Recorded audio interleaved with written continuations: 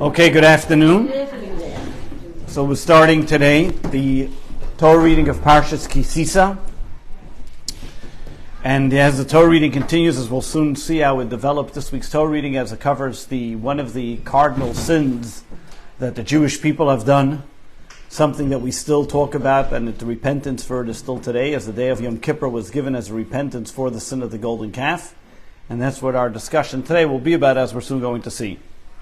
So imagine a rabbi gets up in the synagogue one day, and he says there's way too much talking in the synagogue. Everybody is not concentrating on their prayers. Instead of becoming a synagogue, this became a club. And in anger, he opens up the ark, God forbid, and takes the Torah and throws it on the floor. What would you think about such a rabbi? He was mad. Probably you would, even if he was mad. What did Torah do wrong? Just because everybody else is talking, so therefore you have to throw the Torah on the floor? What kind of message is the rabbi giving? And since when does the throwing a Torah on the floor allow somebody just to talk about his anger, and is this okay? Well, 3,000 years ago, as the Jewish people just heard the Ten Commandments, 40 days later, a similar incident happened. Moshe was upset at what the Jewish people has done. He comes down Mount Sinai, he sees a golden calf, and what does he do? He takes the tablets, throws it to the floor, and smashes it to smithereens. Now, we're not talking about tablets that you can just go and buy in the store another set of them. It's not even something you can make on your own. These were tablets, as the Torah describes. It was the encarving of God, the engraving of God's own handwriting, if you want to call it. This was something that can never be replaced.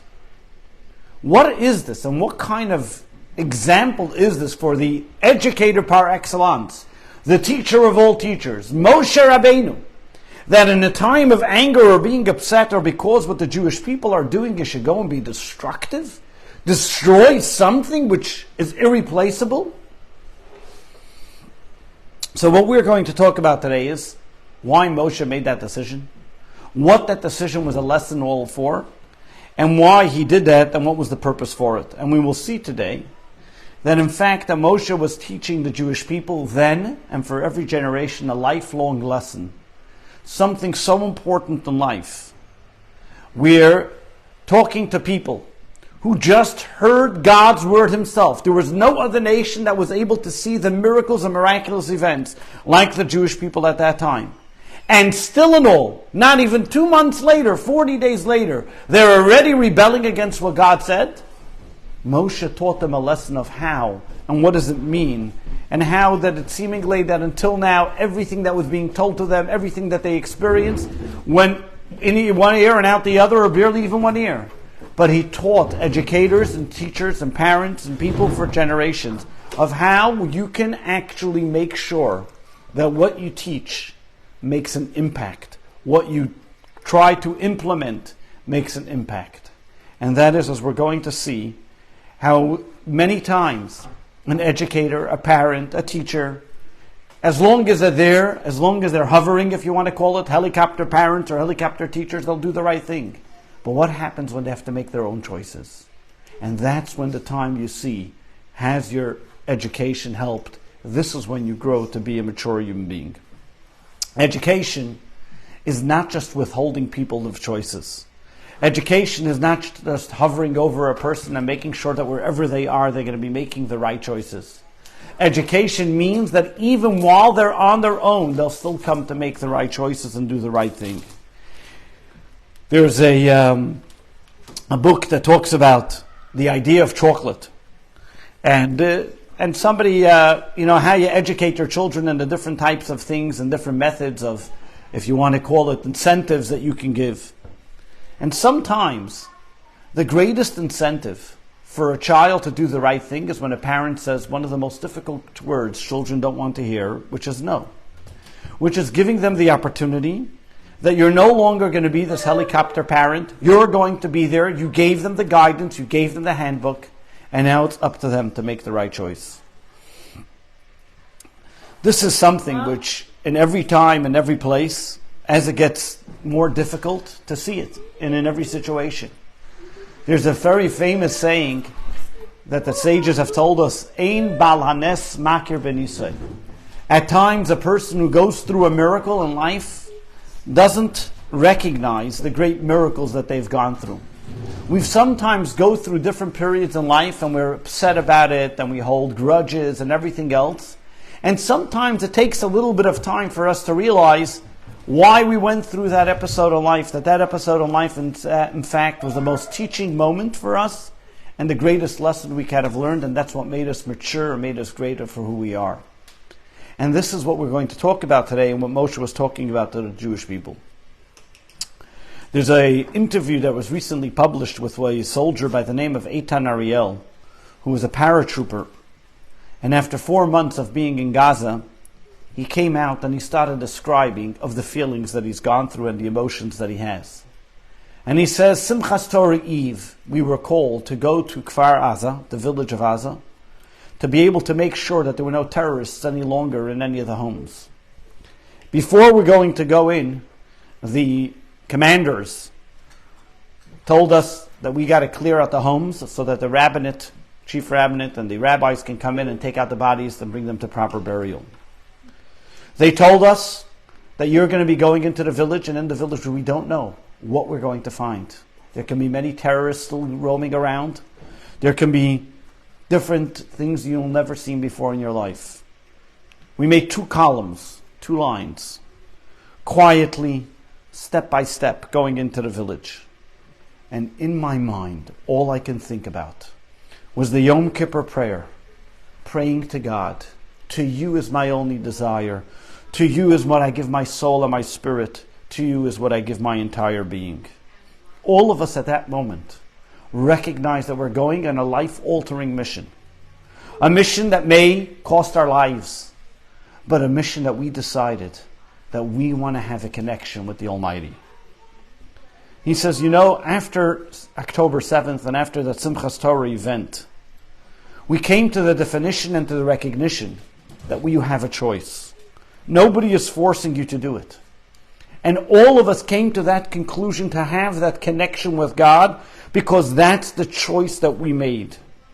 We came to recognize and realize that the bottom line of everything in this world, you can have all the different enjoyments in life, but as they say in Hebrew, tachlis, the bottom line, what does it make a difference?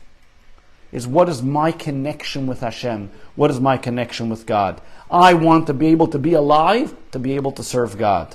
I want to be a part of the Jewish people.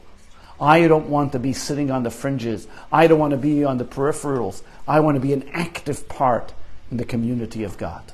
That was a choice we made. That was the difference between me, the soldier, before October 7th and after October 7th.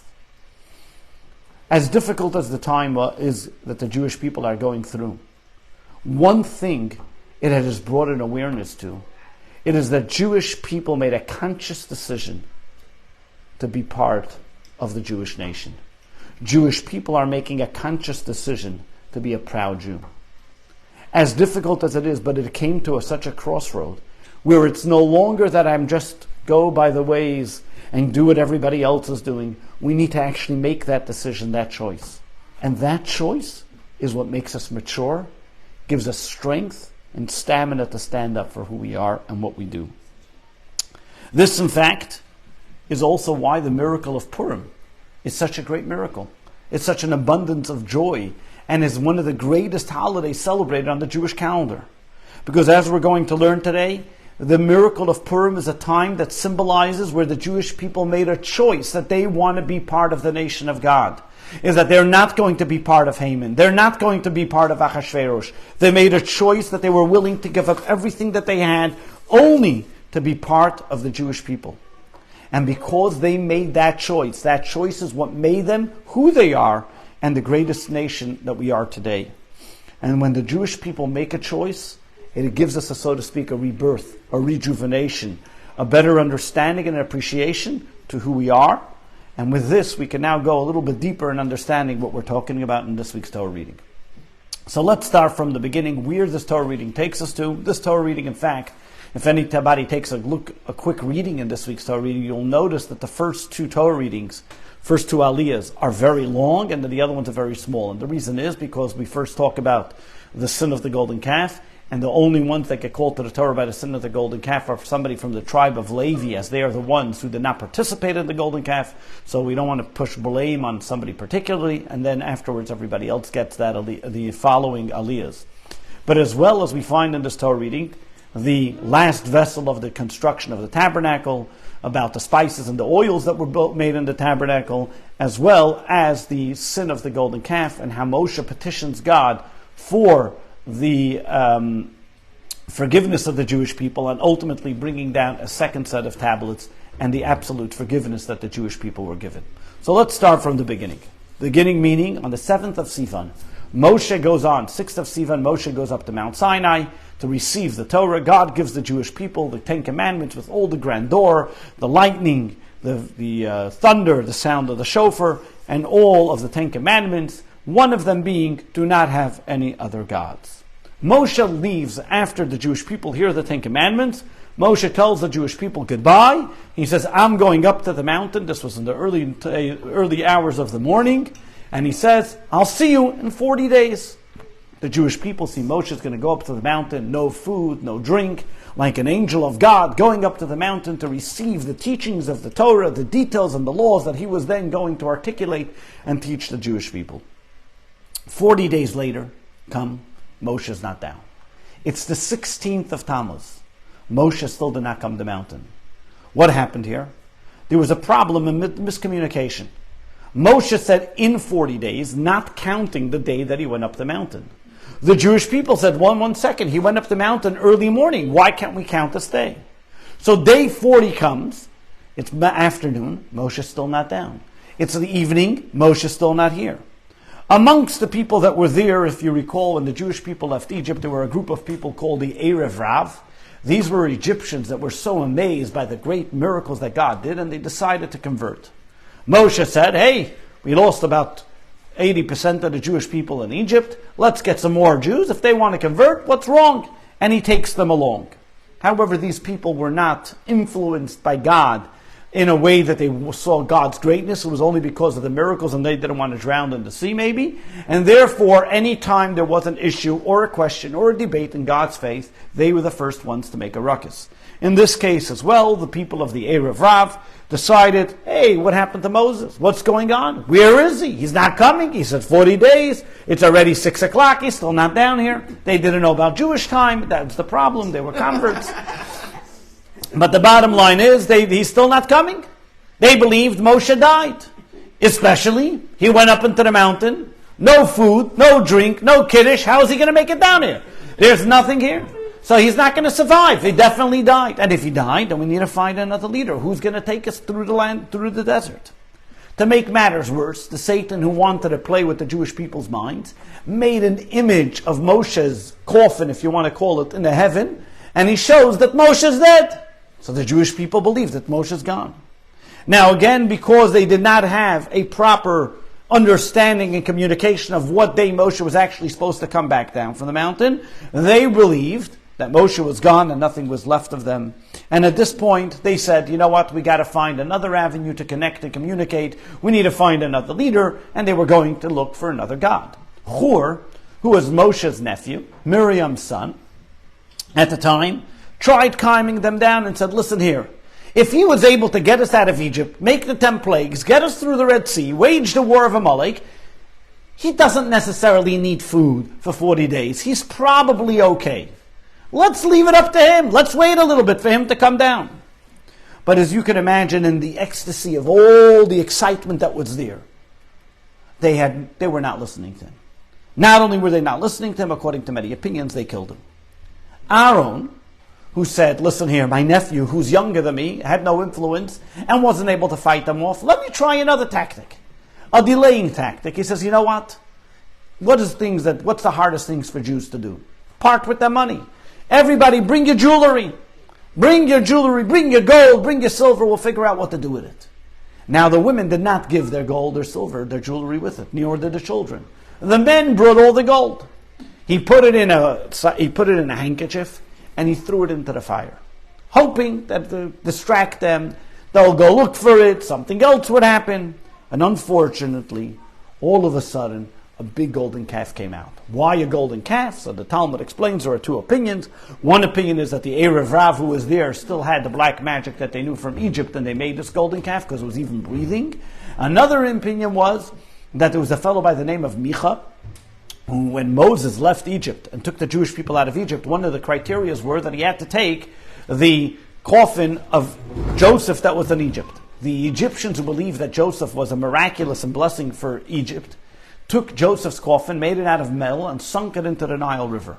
Moshe now had to go get the coffin out to be able to take Joseph's coffin out of it. So he wrote on a piece of parchment with God's name, "Come up, ox," because that's what Joseph was called by his father in the blessings of his father, dropped it into the Nile River, and up came the coffin.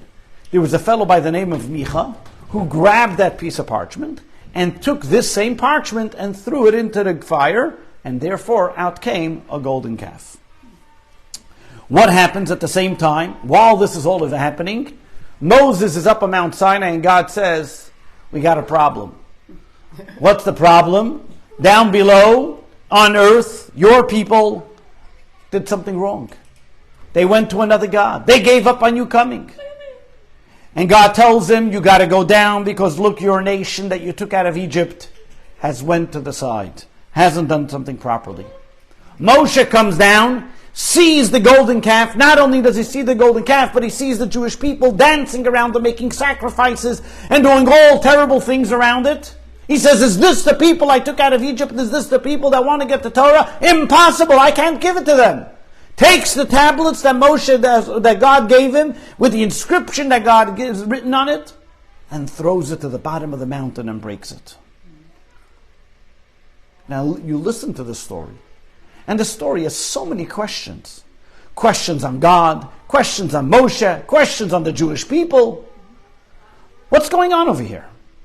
What was happening here? Why were they, so to speak, hijacked in this way or ambushed in a way that they were going to have this sin? Couldn't Moshe just state clearly, in 41 days I'm coming down, and there would have been no problem? Why does he have to say, within 40 days, I'll be back, and then all of a sudden we start having this argument of when he's coming, when he's not coming? Just state clearly, I'll be back in 41 days.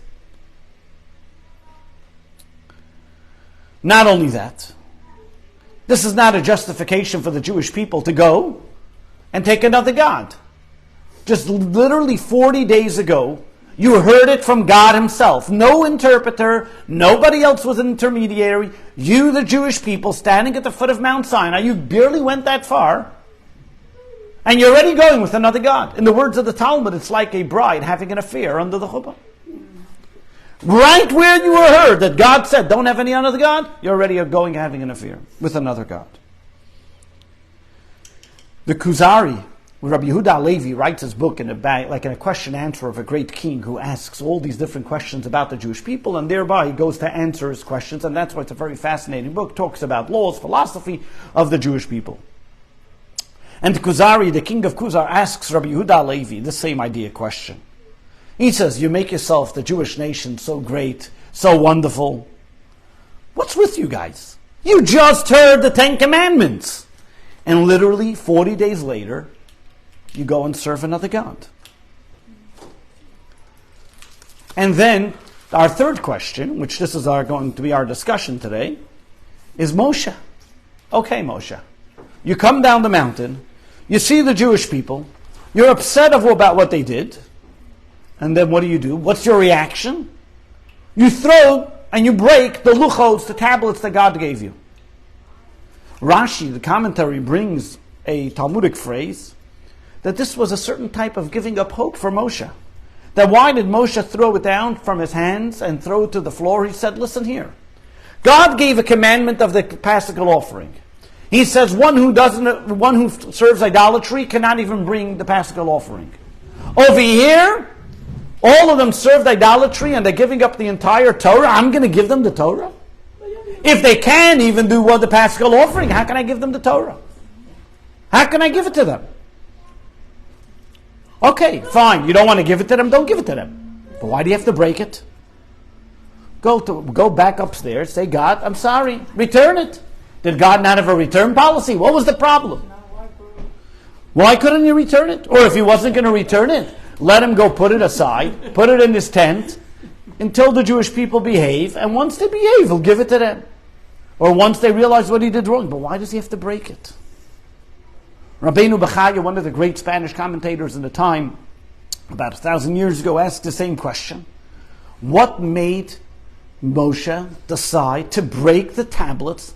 And these are not just regular tablets that he can just make it himself. Break the 10 Commandments that God himself inscribed. If the Jewish people don't want the Torah, if the Jewish people are not observing the Torah, return it. If somebody gives you a gift, and he says, can you please deliver it to Mr. So-and-so? Well, all you do is, if you get something in the mail, you don't want it, you make a big RTS, return to sender, and you send it back. You don't take it and destroy it and then send it back. Why? What does he have against it? So there must be that Moshe premeditated action by throwing this down and breaking it, well, there was a purpose for it. And there must have been a greater reason for it. The Baal HaAkedah, one of the commentators on Rashi, explains that Moshe over here wanted to scare the Jewish people. He had to take them out of their shock. He had to give them a shock and awe after the terrible sin that they've done. He had to be able to show them something really bad that they've done. And therefore, what's the first thing he does? He breaks the tablets. Now you may ask, it's God's writing. Moshe said, well, I have already a precedent for it in Jewish law. In Jewish law, there's a law concerning a sota. A sota is a woman who's an adulterous woman, or at least her husband accuses her of being an adulterous woman.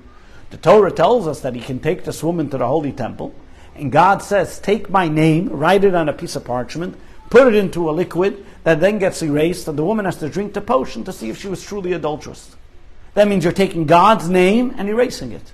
Because God says, I'd rather have peace amongst a husband and wife than have my name erased. That means God allows his name to be erased at times. So Moshe said, look, I have a precedent that I can break something of God in order to create a shock and awe treatment to the Jewish people. I'm going to break these tablets to be able to show the Jewish people that what they did was terrible. But still, Moshe, when describing the events to the Jewish people in the book of Deuteronomy, he talks about the sin that they've done, and he says, I didn't break the tablets up there. I didn't break it, even though I knew what you guys did wrong, because God told me go down, you did something wrong. But God told me, but when I came down the mountain, he says, Va'ashabreim, and I broke it, le'einehem, that you should see that I broke the tablets. That means Moshe was telling the Jewish people, there's a reason why I want you to see that I broke it. Why would Moshe have to do this? Why does he have to break it to shock them? Couldn't he do something else? Is there no other drastic move that he could have used to be able to scare the Jewish people? In fact, if you look a little deeper into our words of our sages, the Talmud tells us something fascinating. Generally, you're not allowed to destroy anything because of Baal Tashchis, because we're not allowed to destroy something for no reason. Not only that, on Shabbos, a person is not allowed to break things or tear things. Now there's a difference when he becomes liable for it, that he would have to bring a sacrifice, or it's considered desecrating the Shabbos. And the Mishnah says that if somebody tears his clothing or breaks the vessels in his home in anger, or throws his money out in anger, it is as if he has served idolatry. And the Talmud explains that the evil inclination works in mysterious ways. Today, the evil inclination tells you to do something which doesn't seem so grave and severe. But once he becomes acclimated and he becomes your buddy, he gets you to do things that are more severe. The same idea is also one opinion that says first anger is the first step towards idolatry. And therefore, Maimonides, who takes it a step further and says, yes, the first step for a Jew is to follow his evil inclination, because today he may tell you just to throw this on the floor, but tomorrow he'll tell you to do something else, and so on and so forth. Which, of course, Maimonides teaches us that this is not a proper behavior. Anger is one of the two types of emotions that Maimonides says that a person should distance himself completely. That means that if a person has a problem that he gets angry, it shouldn't say, okay, I'll do it just a little bit angry, or get angry sometimes or for good reason.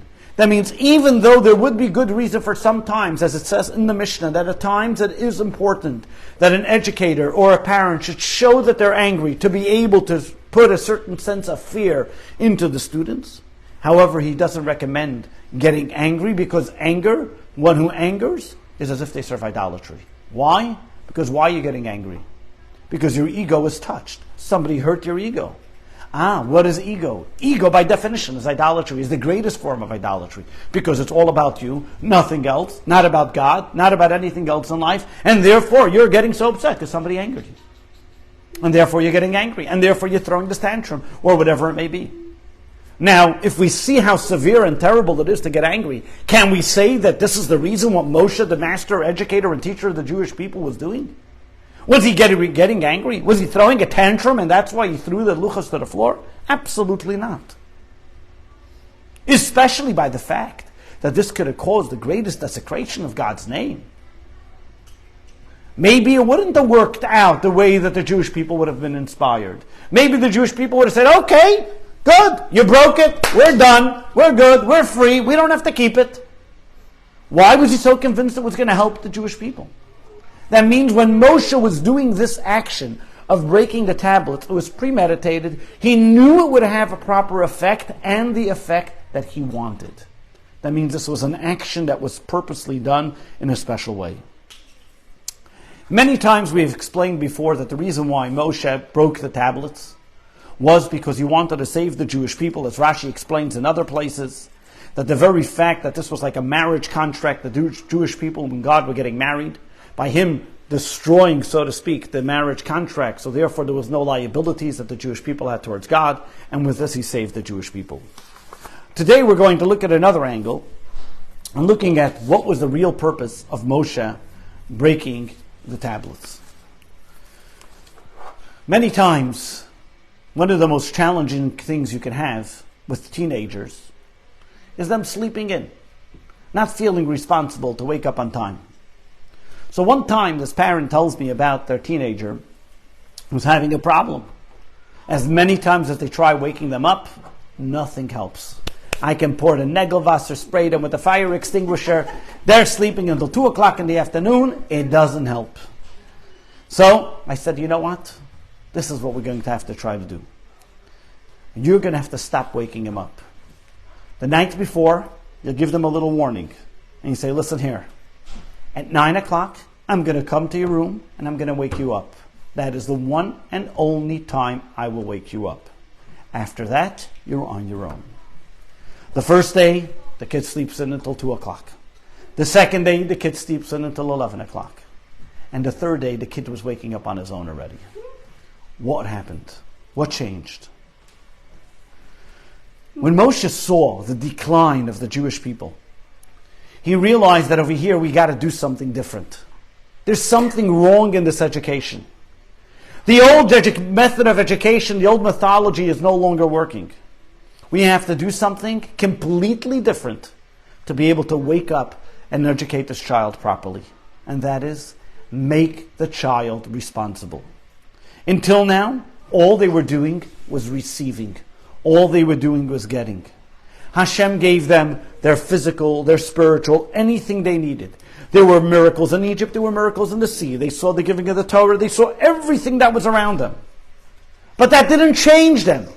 It barely went one ear, out the other. The experience has not transformed them.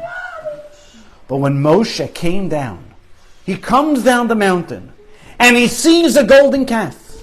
He says, Oy vey, I thought I was educating them. I thought I was teaching them. I thought I was giving them experiences of spiritual and physical and unbelievable education. But all of a sudden I see here, the education was nothing worth. Nothing happened here. All this was only a preparation for the education. Education means that stop hovering. Take a step back and let them make their own choices. When Moshe threw the tablets to the floor, he wasn't giving up hope on the Jewish people. He wasn't angry at the Jewish people. But on the contrary, he said, you know what? I'm not going to give you the tablets. You guys need to earn the tablets. You need to be able to show that you're man enough to be able to accept it and do it and actually follow it. Me giving you all the time did nothing for you. On the contrary, the moment I wasn't here, all of a sudden you ran to the other team. All of a sudden, the moment that you weren't getting what you wanted, you weren't being spoon-fed, you said, okay, let's go find another God. That means there was nothing that transformed you, nothing that changed you. All of a sudden, when the Jewish people come back, and they start coming to Moshe and they're saying, we did something wrong, I'm sorry, we want to do teshuvah, we want to repent. And all of a sudden, how do they see it? When Moshe says, okay, we want to see, put your money where your mouth is. Tomorrow, God said, the day after Yom Kippur, when Moshe came back with the second set of tablets and said, we're going to build a tabernacle for God, let's see, are you going to donate? And the Jewish people stepped up to the plate like never before and never again. That there was the first building campaign ever in history that they gave more than was ever needed. They had to tell the Jewish people, stop donating, we got so much. Because the Jewish people recognized it was in their hands. They made the choice. They were able to convince it and change it. The Rebbe takes it a step further, even from a spiritual perspective. When the Jewish people sinned with the golden calf, and when it came to breaking the klipa, which is the impurity that existed, in order for them to break the impurity, God's revelation can do so much. Meaning, I can shower you with the greatest strengths and the greatest holiness. But if you're not going to do anything about it, it's not going to change you. You're not going to become different because of it. And only once Moshe threw the tablets to the side, he empowered the Jewish people and saying, you know what? It's now up to you. Were they able to muster that strength, gain that ability to be able to say, you're right. We accept God. We are going to do the right thing. We repent. We recognize what we did wrong. And that's what brought about the ultimate repentance and the connection that the Jewish people had, even greater than was before the time of the giving of the Torah. In the words of the great Kabbalists, they talk about what it means, the level of to be a penitent over a righteous person. A person who repents, experience, so to speak, but he makes the choice to say, now I'm going to leave the sin and embrace the quality of righteousness. This is exactly what happened when it comes to Purim. The Talmud tells us, when we talk about the story of Purim, the Talmud uses a terminology and says, you know why we, the Jewish people, are here today? Are not because the giving of the Torah, but because of the story of Purim of the Jews in the time of Mordechai and Esther. How is that possible? Isn't the giving of the Torah a biblical story where the Jewish people got the Ten Commandments? But the Talmud in the tractate of Shabbos says, as the Jewish people were standing at the bottom of the mountain, from here is a proclamation to the world. That at that time the Jewish people were forced, so to speak, to accept the Torah. God held the mountain above them and said, either you accept it or I drop the mountain on you. The Jewish people had to accept it because or else the world would have no reason to exist if the Jews don't accept the Torah. But only later on in the story of Purim, that the Jews, as we say in the last chapter of the Megillah, they accepted what they have already accepted before. What is this telling us? A proclamation means an announcement to the world saying, we are here, we were not able. That means throughout the first side of the temple, for all the time of the Jewish people were in the desert, it wasn't really accepted. That wasn't the true acceptance. Only by the story of Purim. What happened by the story of Purim that was so unique that all of a sudden that's when the Jewish people changed? And if you look at the story of Purim, it's something very fascinating. Purim is one of the episodes in Jewish history where the Jewish people were seemingly on an all-time low. They were not living in the land of Israel. They were living in exile under the Persian Empire. And we were amongst the nations of the world, assimilating like the nations of the world. Achashverosh, the great king, even recognized who we are. He invited us to his party, and we were more than happy to attend.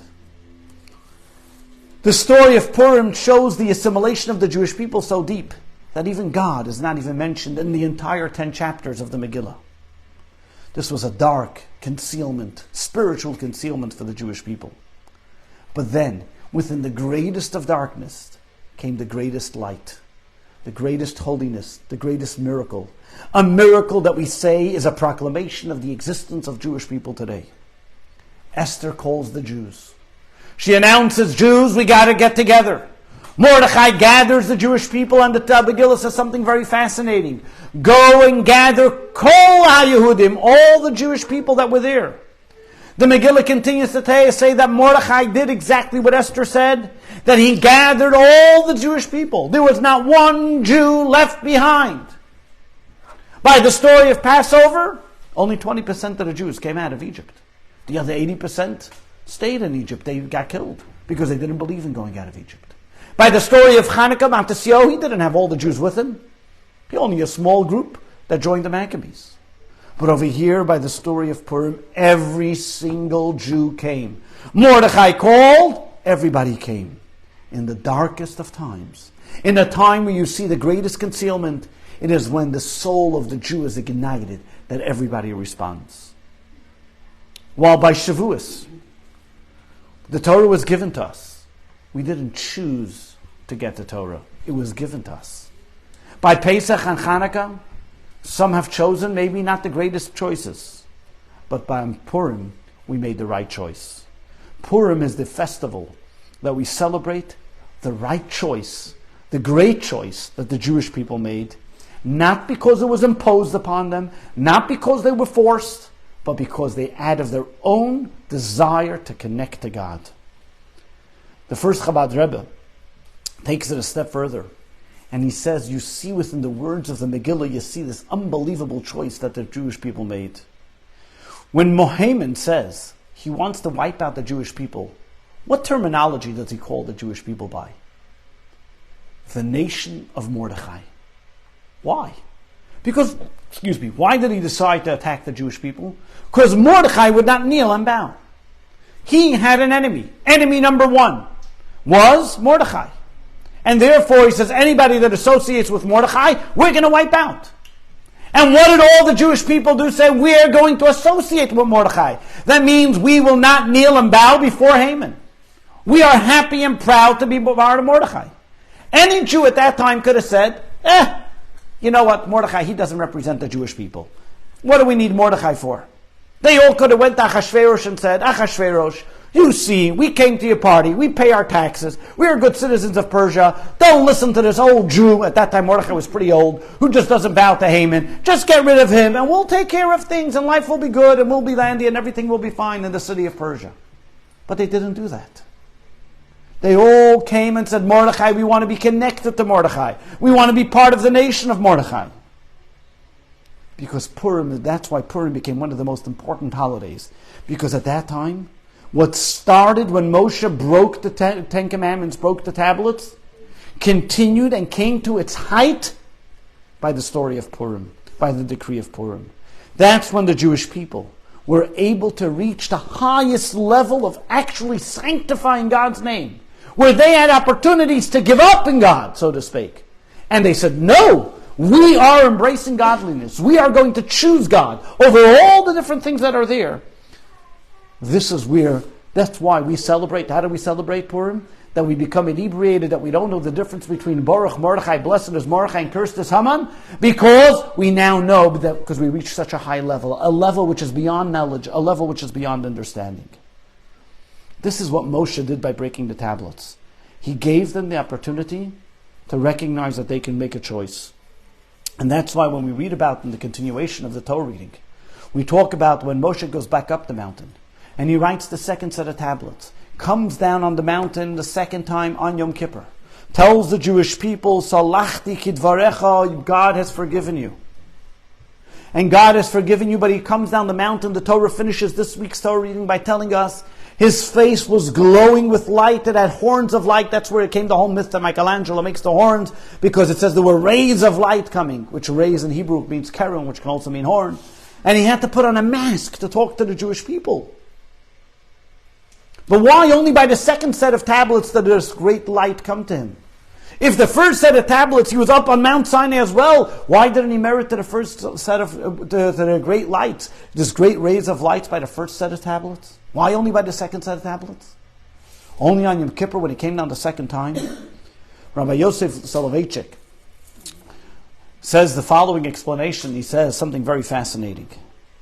He says the first time Moses went up to Mount Sinai, he was a student, God teaching him the Torah. He was only a recipient, accepting. The second time he went up to Mount Sinai, he was no longer a student. He went up as a leader. Because a true leader has to make tough decisions. When Moshe made that tough decision, a tough decision that, by the way, God agreed with. God actually thanked him for. That tough decision, that was the time in his life where he had a choice to make. Am I going to continue being a student and say, okay, God, what am I supposed to do now? Or did he step up to the plate and said, here, I make the decision to be a leader and save the Jewish people? That's when he was elevated, and that's when he had that extra ray of light. When a person changes from being a recipient to a giver, from being a student to a leader, from recognizing that everything that was given to me was only given to me because I now have to make decisions. I now have to be able to be a man and step up to the plate and recognize that I also have to make decisions important. All of a sudden, he now changes from a man that Moshe was to Ish Elokim, a godly person with these heavenly straight rays of light. This was the foundation that Moshe had throughout the rest of his life, to be able to take the Jewish people, make them from students and make them leaders, to take the 600,000 Jews and make them all leaders. He didn't want to just be a waiter who was kept on spoon-feeding the Jewish people and hovering over them and making sure you do it as right. He wanted they should use their own intuition, their own understanding, and ultimately make their own decisions as well. We see this later on in the book of Numbers as well. When Moshe sends the spies to the land of Israel, God comes to him and says, Shlach lecha, he sent to you. The commentary explains, what does it mean, lecha, to you? On your own decision. You want to send spies? That's up to you. You don't want to send spies? Don't send. That means God is telling Moshe, go send spies.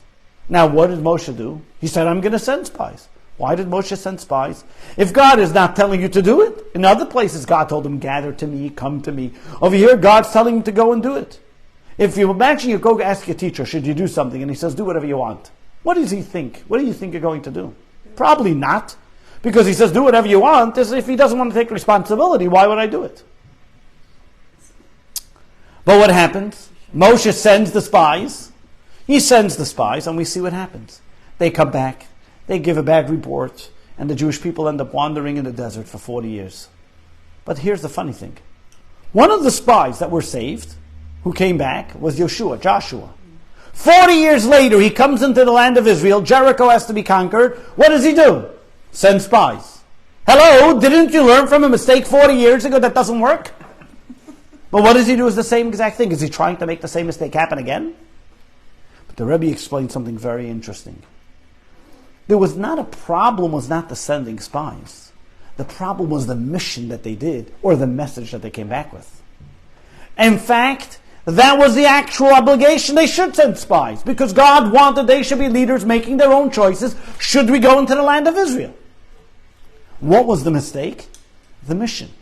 They were told to come back and say how we should conquer the land, not if we should conquer the land.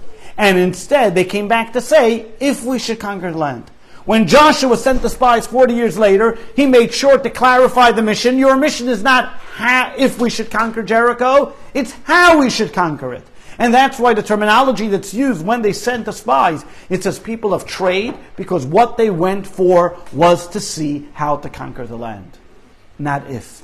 So the actual utilization of sending the spies was not the problem. It was the mission that they came back to say if instead of how. A fascinating story that we shared once before. In February of 1971, there was a fellow by the name of Dr. Tzvi Weinrib. He lives today in Israel. He was the vice president of the OU at the time. And he lived in Maryland. And he was a professor in psychology. And he was a rabbi of the community. And he was going through a little bit of a crisis in his life, that he was looking for a little bit of help in his own mental health and what he can do to be able to help himself. And he decided he's going to call anonymously to 770 and ask the Rebbe for some assistance of what he can do. And as he calls, and on the phone, he calls the Rebbe's secretary, Rabbi Charikov. And Rabbi Charikov picks up the phone and he says, it's a Jew of Maryland. He didn't want to say his name. And he says, a Jew of Maryland who has some doubts and questions and going through struggles. And he's looking for some help. And it's maybe the Rebbe can give him some advice. All of a sudden, the Rebbe picks up the phone that the fellow was calling on, and he says, tell the fellow who's asking for advice to reach out by a person by the name of Weinrib. That's what the Rebbe answered. There's a Jew in Maryland that his name is Weinrib, and let him talk to him. this Dr. Weinrib, this Rabbi Weinrib, gets all flustered because he's the one on the phone. And he says he wasn't sure what to do. And he answers and he says, please tell the Rebbe that I am Weinrib. So the Rebbe answered, and so the secretary repeats himself again. The Rebbe said there's a Jew in Maryland by the name of Weinrib, you should talk to him. And he says again, but I am Weinrib. So the Rebbe said, is still on the phone, and the Rebbe said in Yiddish, Oy bazoi, soll wissen as amol darf man reden zu sich. If so, he should know that at times you have to talk to yourself. Sometimes we look at ourselves, that we have no help, there's nowhere to go to. And we have to look within ourselves to be the leader, to be able to make that decision, and not ask everybody to make the decision for us. We have to be able to make that choice, and that empowers us. That when we recognize that we can make that choice, we have the ability to make the choice. And not only that, God believes in us that we could make the choice, and therefore He says, go ahead and make the choice. That is the greatest empowerment, the greatest gift that we have. And as we said, this is what we see. The message that the Gemara is telling us about Purim. The darkest time of the Jewish people, the darkest time that the Jewish people were going through, was not a mistake. It didn't just happen by chance. It was actually pre-planned that God wanted. This is the time that you can actually rediscover yourself. Because we're telling every single Jew, and Moshe was telling every single Jew, that even in a time where it's only 40 days after you heard from God not to serve any idols, and you went and did it, you can think, how terrible can I be? How bad can I be? How dark can my place be? God says, no. That darkest time is for you to recognize you can be a leader. You can make a choice. God is just waiting for you to make the choice and decide, I'll get out of this. Nobody's going to make the choice for you. You have to make the choice yourself. And this is how much more so, and how important is this, especially in today's day and age where we're living in the darkest times of exile. The world around us seems like it's turned on us. Anti-Semitism and all the different things that are happening. This doesn't happen on its own. This is what God is telling every single one of us. Make that choice to be a conscious Jew, to be a proud Jew, to connect with God, just like that soldier did when he was walking into Kfar Aza. Made that conscious decision. He says, I want to be connected to God. We all too today make that conscious decision to be connected to God, and God shines back and reciprocates with blessings and the ultimate coming of Moshiach now.